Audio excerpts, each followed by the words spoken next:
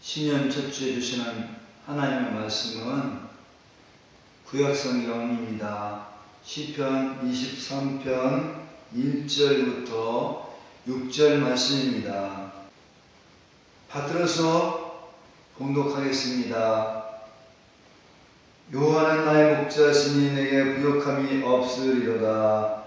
그가 나를 푸른 풀밭에 누이시며 쉴만한 물가로 인도하시는도다. 내 영혼을 수행시키시고 자기 이름을 위하여 의의 길로 인도하시는도다. 내가 사망의 음침한 골짜기로 다닐지라도 해를 두려워하지 않을 것은 주께서 나와 함께 하시니라. 주의 지팡이와 막대기가 나를 안위하시나이다.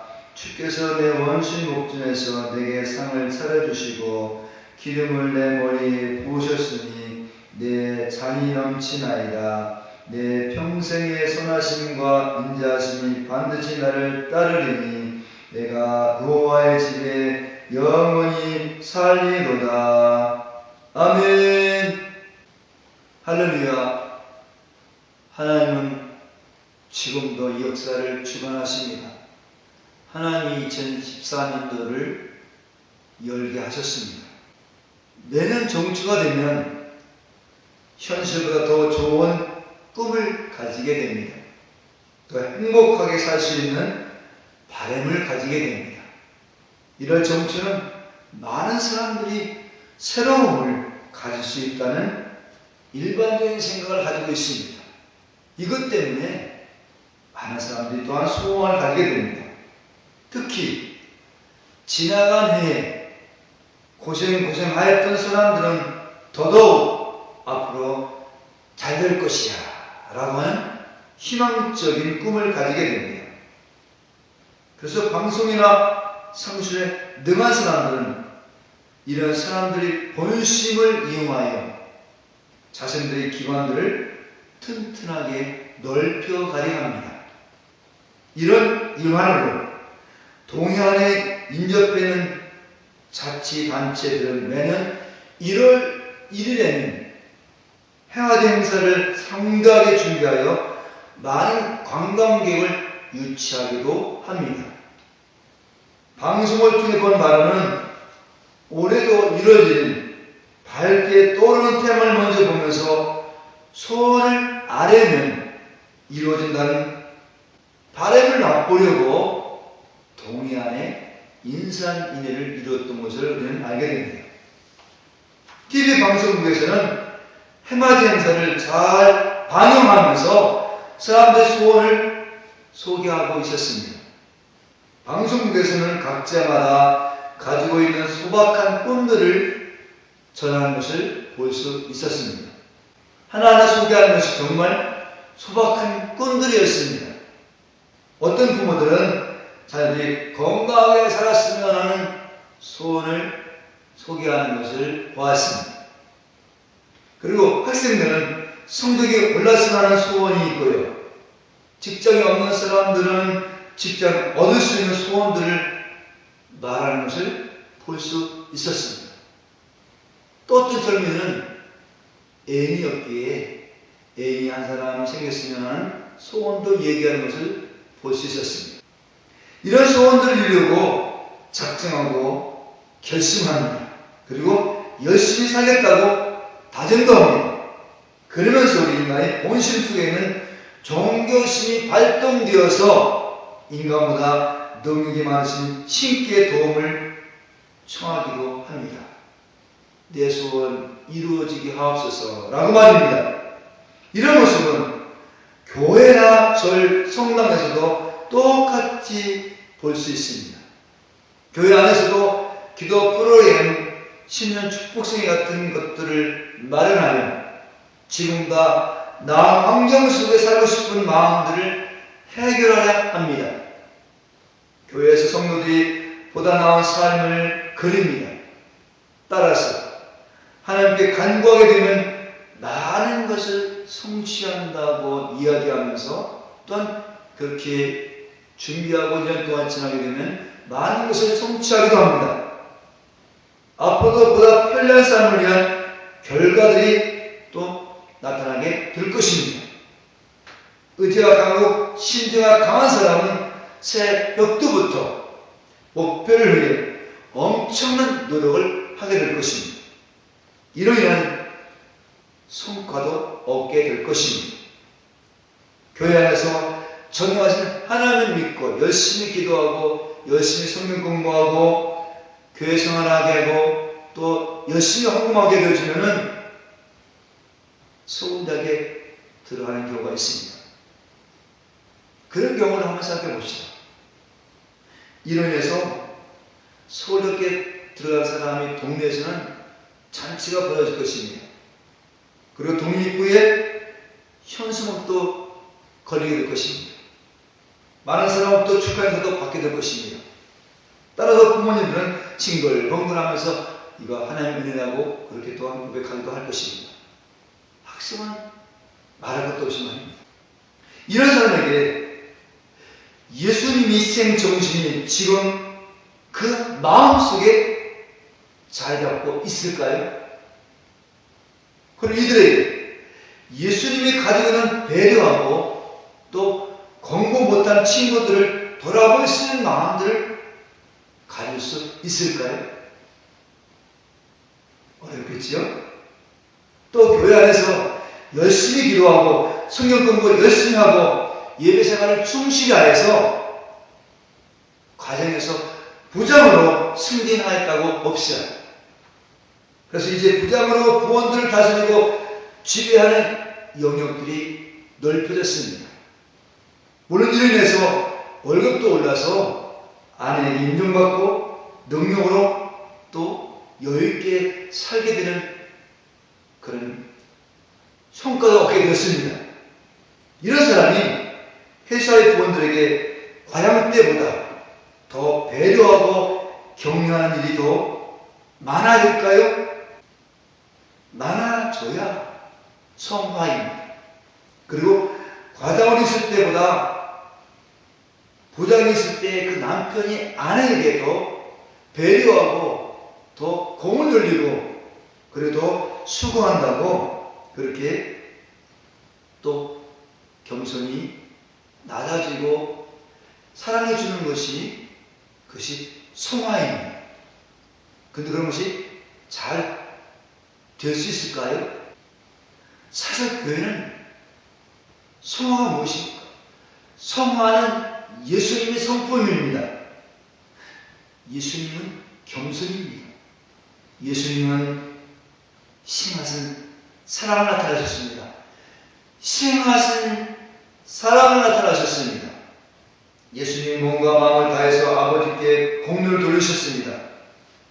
예수님처럼 주는 것이 성화입니다. 예수님처럼 낮아지는 것이 성화입니다. 예수님처럼 배려하는 것이 성화입니다. 성령이 인도하시는 가는 바울은 날마다 중요를 고백하였습니다. 바울처럼 날마다 자신은 죽을 가치밖에 없다고 하여야 성화가 되어진 것입니다. 그런데 말할 때마다 죽을 죄인이라는 말이 나옵니까? 우리 자녀들이 말할 때마다 우리는 죽을 가치밖에 없다고 그런 말이 나옵니까? 안 나오죠?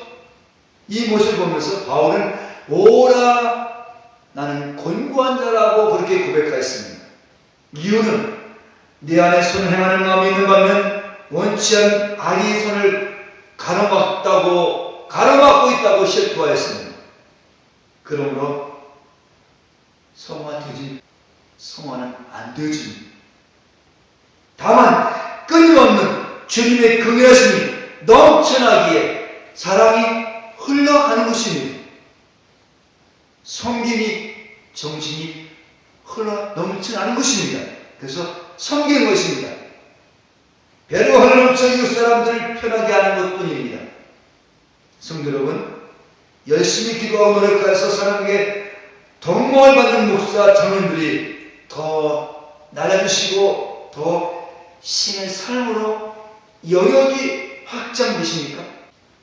아니면 지배하려고 신을 강요하고 가르치는 영역으로 확장되십니까? 어느 편이십니까? 후자이죠. 그래야만 이것이 예수의 거룩한 성품이 나타나는 것일까요? 다시 말하면 힘있고 능력있고 지혜로운 목사, 장로들이 정말 배려하는 일들이 나타나야 그것이 겸손해지고 또 시행적인 삶을, 그리고 또한 나는 줄 가치밖에 없다고 내가 죄인하고 죄의 자리에 설 때 거룩한 성화가 되어지는데 그런 것이 나타날까요? 안 되지요?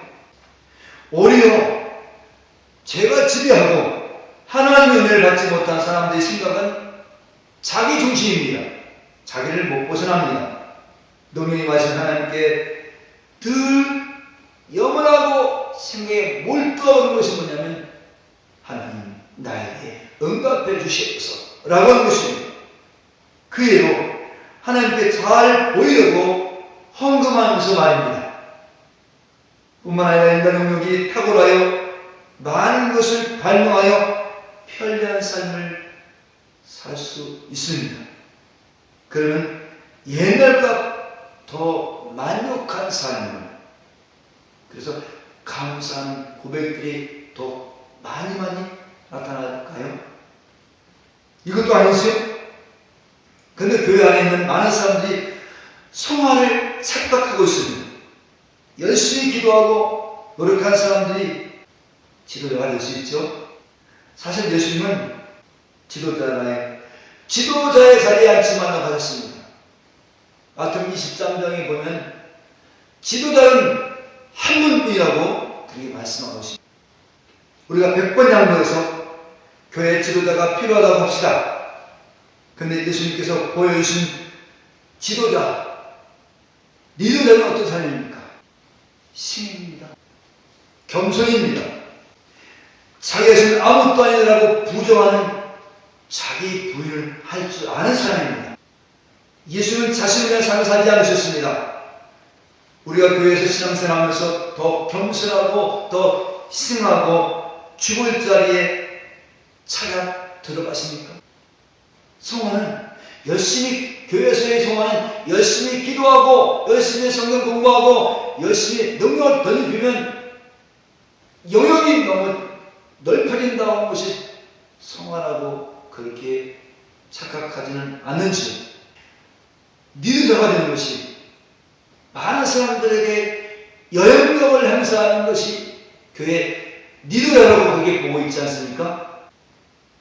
근데 정말 성경에서 나타나신 예수님의 리더자의 모습은, 예수님께서 보여주신 지도자의 자질은 그냥 신이십니다. 주부심입니다. 배려입니다. 나다주심이십니다. 물론 교회 안에서 겸손한 사람을 볼 수 있습니다. 자기를 희생하면서 이웃을 배려하는 사람을 볼 수 있습니다. 심지어 지금도 실제 자기 목숨을 바쳐서 복음을 증거하는 순교자도 나올 수 있습니다. 그런데 이것 우리가 하는 겁니까? 아닙니다. 부족함이 없고 누리 목자를 증거하기 위해서 예수님이 영역에서 하는 것입니다. 주님이 하신 일입니다. 성도 여러분, 내 자존심도 포기치 못하는 우리들이 예수님이 보여주신 리더자로 설 수 있습니까? 지도자로 우리는 쓰임받을 수 있습니까? 어렵습니다. 원래 인간의 타락한 본심은 높아짐입니다. 힘을 강요하려 합니다. 사랑 받으려고 합니다. 성경 받으려고 합니다. 아담의 혈통을 이어받은 사람들은 누구나 다 모두 높아지려 합니다. 그리고 이것 좀 해달라고 요구합니다. 이것이 더 자연스럽지 않습니까? 낮아지고 싶은 길을 선택하는 것 안 되잖아요. 자연스럽게 안 되면 결과는 아쉬움과 부족함 속에 살아가게 되는 것입니다. 평생 이 구조 속에서 벗어날 수 없습니다. 이것이 선악과를 따먹은 조짐입니다. 이것이 선악과의 땅에서 나온 도저히 해결할 수 없는 문제입니다. 그러나 하나님은 성경을 통해서 이런 저주가 어떻게 왔는가를 완벽하게 말씀하고 계십니다. 그리고 불가능을 가능한 해결책도 보여주십니다. 이런 저주는 아담이 선악과를 따먹은 결과에서 왔습니다. 하지만 성경에서 말씀하시는 하나님은 아심과 저주로부터 구원하시기 위해 이 땅에 오신다는 것이 구약 성경의 말씀입니다. 성경에서 요 하나님이 찾아오셔서 만난 구약 사람들은 부분적이지만 아쉬움과 부족함에서 벗어날 수 있었습니다. 오늘 다윗이 그런 고백을 합니다. 여호와는 나의 목자시니 내가 부족함이 없으리라 라고 고백합니다. 요 하나님이 나를 푸른 추장으로 쉴 만한 물가로 인도하신도다 라고 고백합니다. 3절 말씀 보십시오. 하나님이 자신 이름을 위해 다윗이 영혼을 선시킨다고 고백합니다. 뿐만 아니라 하나님 자신 영광을 위해서 다윗을 의의 길로 인도하신다고 고백합니다. 더더욱 사망의 음성 골짜기를 할지라도 해를 두렵지 않을 것은 주께서 나와 함께 하신다고 고백합니다. 물론 다윗에게 함께 하셨던 하나님은 갈 길 몰라 방황하는 다윗에게 앞서서 인도하시기도 합니다. 하지만 위험한 길을 간다는 막대기로 때려서라도 안전한 길로 인도하신다는 하나님이십니다.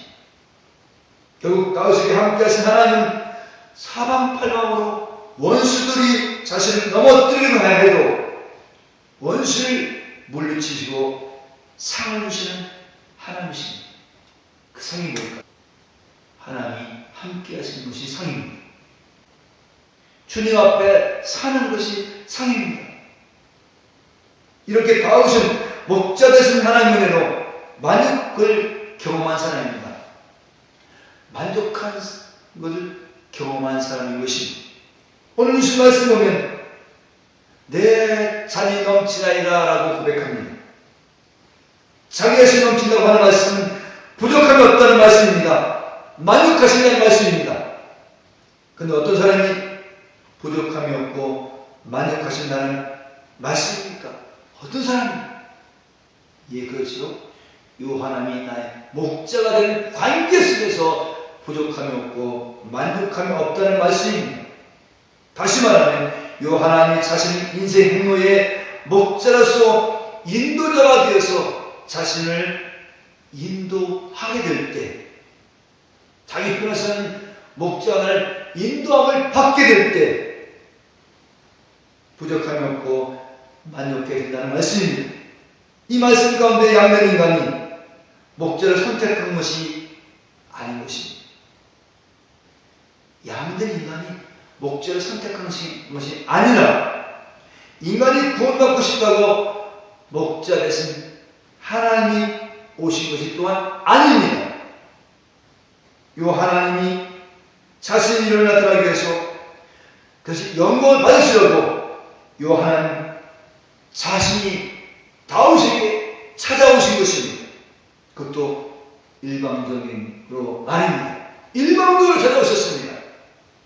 오늘 주신 말씀 속에 부족함과 만족함 상태를 양이 푸른 풀밭에 누워서 실컷 풀을 뜯어먹고 한가롭게 쉬고 있는 상태를 말하고 있습니다. 그리고 양이 포만감을 가지고 물가에 가서 시원한 물을 마시면서 참 좋구나 라고 쉬고 있는 상태를 말하고 있습니다. 이 양은 누구입니까? 목자 되신 요 하나님의 인도를 받고 있는 선택된 백성을 말합니다. 물론 양으로 피었는 선택된 백성은 산의 길로 가는 것이 아니라 죽음의 길로 가는 사람이었습니다. 이 양은 목자가 없으면 낭떠러지에 떨어져 죽게 되는 것입니다. 그런데 이 양은 낭떠러지기에 떨어지지 않고 푸른 추장과 쉴만한 물가로 인도받는 분은, 다시 말하면 나무떨어지게 떨어지지 않고 푸른 추장으로 쉴만한 물가로 인도하시는 분이 누구십니까? 여호와 하나님이십니다. 사실 이 시편 고백을 한 왕은 부족함과 만족함을 맛보지 못하고 부분적으로만 맛보았습니다. 오늘 이 시편 23편을 성취하신 분은 목자 되신 하나님이십니다. 그 하나님 말씀으로 계신 분입니다. 말씀으로 계신 하나님이 인간의 몸을 입고 오셔서 고통하고 힘들어하는 양들에게 풍성케 하셨습니다. 그분이 무엇입니까? 예수님이십니다. 그렇습니다. 예수님은 선한 목자이십니다. 선한 목자는 양으로 영생을 얻게 하고 더 풍성케 하기 위해서 목숨을 보유하고 있다는 것이었습니다. 이렇게 하는 것이 처음부터 하나님의 계획이셨습니다. 이 계획에 따라서 목자 되신 예수님이 이 땅에 오셨고 때가 되매 아버지의 뜻을 이루시려고 십자가에 서서 죽으셨습니다. 하나님이 선한 목자 되신 예수님을 십자가에 달리게 하셔서 마침내 죽게 하셨습니다. 이렇게 하는 것은 인간 자신이 살려고 하는 모든 행동이 죄임을 알게 하기 위해서 그렇게 하신 것입니다. 다시 말하면 죄값은 사망인데 죄를 치러서 사망에서 건지시기 위해서 그렇게 하신 것입니다. 이렇게 예수님이 세상 저주로 여긴 십자가로 인해서 천국을 완벽하게 마련하셨습니다.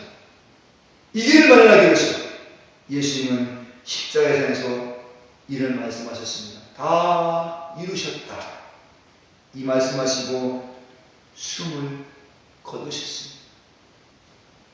근데 백부장이가 십자가에 달려가신 돌아가신 예수님 보면서 이분이 정령 하나님의 아들이라고 그렇게 또 고백하였습니다. 성도 여러분, 다 이루셨다는 말씀은 인간이 어떤 방법으로도 만족함을 얻을 수 없는 것을 주님이 이루셨다는 것입니다. 믿습니까? 아멘이십니다. 예수님만 우리 영혼을 만족케 하시는 온 세상의 주인이심을 성경은 말씀하고 있습니다. 욕심으로 살려고 하는 죄인을 예수의 십자가의 사랑이 우리 인간을 부족하면서 구원하시는 말씀을 이루시고 이 땅에 오셨습니다. 그래서 마침내 다 이루셨다고 말씀하시면서 우리 사람들에게 만족한 길을 제시하셨습니다. 이 예수님이 사실 신령 속에 침투에 들어온 사람이 있습니다. 그 주님의 사랑 앞에 포획되어 마침내 예수님은 나의 주님으로 인정하게 된 사람이 있습니다. 이런 사람들에게 어떤 세계가 열리게 되어지냐면 주님이 통치한 세계가 열립니다. 따라서 주님이 이루어주십니다 라고 합니다. 이런 사람들은 천국 방어를 말하게 되는데요.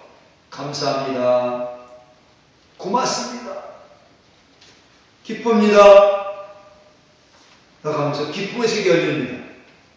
예수님을 친구처럼 막힘이 없이 사귐 있는 사람을 성령 충만한 사람이라고 합니다. 이런 사람들은 예수님의 사랑의 마음이 정죄와 비판의 마음을 물리칩니다. 너 때문에 할 말도 물리칩니다. 그리고 내들 때문에 고난이 오고 내들 때문에 쓰러졌다고 인정합니다. 예수님 영임한 사람들은 시각이 바뀌게 됩니다. 자기 중심에서 하나님의 중심으로 바뀌게 됩니다.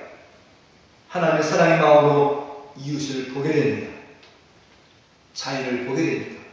물을 바꿨다가 해서 100% 다 바뀌는 것이 아닙니다. 성령 받은 사람도 내 중심으로 살아가는 것이 그게 자연스럽습니다. 그 과정 중에 하나님께 주시는 시각이 열려 잠시 남편을 불쌍히 여기게 되는 경우도 있습니다. 아내가 고생한다고 생각이 들어 속에 져서 고맙다고 말하는 경우도 있습니다. 이런 시각으로 열려있는 사람을 예수 믿는 사람이라고 하고 성령 충만한 사람이라고 합니다. 이런 사람들은 어려운 환경 속에서 또 정말 어려운 환경 속에서도 감사와 기쁨과 화평을 말합니다. 기도할 때도 무엇을 이뤄달라고 하기보다 용서해 주시니 감사합니다. 먹여주시니 감사합니다. 이루어주시니 감사합니다. 라고 합니다. 이렇게 범사에 감사하기에 하나님께 대한 찬양이 터져나옵니다. 하나님께 영광 돌리는 예배를 소유할 수 없습니다. 하나님께 영광 돌리는 삶을 살게 되어진 것입니다. 바로 위와 같은 신앙 고백과 함께 사는 삶이 세일입니다. 세일은 우리 인간이 어떤 휴대폰을 만들어냈다고 세일이 아닙니다. 휴대폰을 만들어낸 사람이 돈을 벌어 거부가 되었어요. 1년에 몇천 원씩 가난한 사람에게 내놓는다 해도, 가난한 사람에게 준다고 해도 세일이 아닙니다. 어떤 것이 하나님의 세일입니까? 하나님께서 보내신 예수님을 믿는 것이 세일입니다. 예수님은 오병이어의 기적을 많은 무리가 따르는 것을 보고 이런 말씀하셨습니다. 썩는 양식으로 일하지 말고 영생하는 양식으로 일하라고 말씀하셨습니다. 이 많은 사람이 어떻게 해야 영생하는 양식을 얻을 수 있겠습니까? 라고 묻습니다. 이에 예수님 말씀하십니다. 하나님께서 보내신 이들을 믿는 것이, 하나님께서 보내신 이를 믿는 것이 하나님의 일이라고 말씀하셨습니다. 그렇습니다. 2014년에 있어서 세일은 무슨 일을 하든 상관없이 주님이 해주셨습니다. 감사합니다. 이런 시각과 가치관으로 사는 사람이 세일을 하는 사람인 것입니다. 성도 여러분, 감사합니다, 기뻐합니다는 말 속에 부족함이 있을까요? 부족함이 없습니다. 감사와 기쁨과 평안 속에 참 영혼의 쉼이 있습니다. 그런데 시편 기자가 내 잔이 넘치나이다라고 고백한 바와 같이 감사, 찬양, 평안합니다 라고 고백하는 새 시대의 사람으로 하나님께 영광을 돌리는 사람입니다. 비록 쓰레기를 치우는 청소부일지라도 말입니다. 물론 구약 성경에 상당수 하나님을 의지하고 구하라는 말씀이 있습니다. 그러나 예수님이 오시기 전에는 이런 말씀이 맞는 말입니다. 그러나 하나님의 말씀을 완전히 성취하기 위해서 예수님이 오신 후에는 예수님께 이르러 오신 주님의 말씀이 하나님의 말씀을 완전히 성취하셨습니다. 따라서 주님께 맡기며 살면 됩니다. 주님께 맡기며 살면 주님은 끊임없이 우리를 선한 길로 인도해 주십니다. 그 주님 안에 있던 바울은 범사에 감사하는 세일을 알게 되었습니다. 그리고 항상 기뻐하면서 주님께서 원하시는 세일을 알게 되었습니다. 그 세일이 뭘까요? 감사합니다. 기쁨입니다. 주님이 오늘 이렇게 우리를 인도하십니다. 사랑케 하십니다. 섬기게 하십니다. 화해케 해주십니다. 형통케 해주십니다. 이것이 세일입니다. 우리에게도 소나무꾼의 예수님이 영에 오셔서 내 욕구를 채우려는 간구에서 이미 부족함이 없게 하는 감사와 기쁨과 삶이 있는 사람은 세일을 하는 것입니다. 그리고 열악한 환경 속에서 가족함과 누림 속에 사는 사람도 세일을 하는 사람입니다. 성도 여러분, 지금까지 주신 말씀을 다 잃어버렸다 할지라도 이 말씀 한 말씀을 기억하시기 바랍니다. 복은 내가 소원해서 이루어지지 않는다고 말입니다. 내가 소원해서 이루어진다고 하는 것은 착각이고 환상입니다. 복은 지금 나에게 이루어지고 있음을 깨닫고 맛보고 인식하는 것입니다. 복은 지금 나에게 이루어지고 있음을 알고 있는 사람이 복 있는 사람이고, 그런 사람이 새 시대 사람이고 새 일을 하는 사람입니다. 지금 하나님 나에게 감사하고 기쁨을 주시면 이것이 우리의 복입니다. 이것이 새 시대의 새 일로 한 해 동안 우리가 살 가치관이고 우리가 살 삶의 자세입니다. 기도하시겠습니다. 하나님 고맙습니다. 오늘 새벽기에 또 새해를 알게 해주시니 감사합니다. 새해는 주께서 우리에게 완벽하게 이뤄놓고 우리에게 보여주십니다. 주님 우리 가운데 오셔서 목자로서 우리를 인도하실 때 주께서 해주시는 지극히 작은 사랑일지라도 그것이 새해입니다. 오 주님 날마다 우리 주님께서 이루시는 새해 속에 만족함과 누림 속에 그렇게 살아가는 한 해가 되게 하옵소서. 우리 주 예수 그리스도 오늘 간절히 감사하며 기도하옵나이다. 아멘.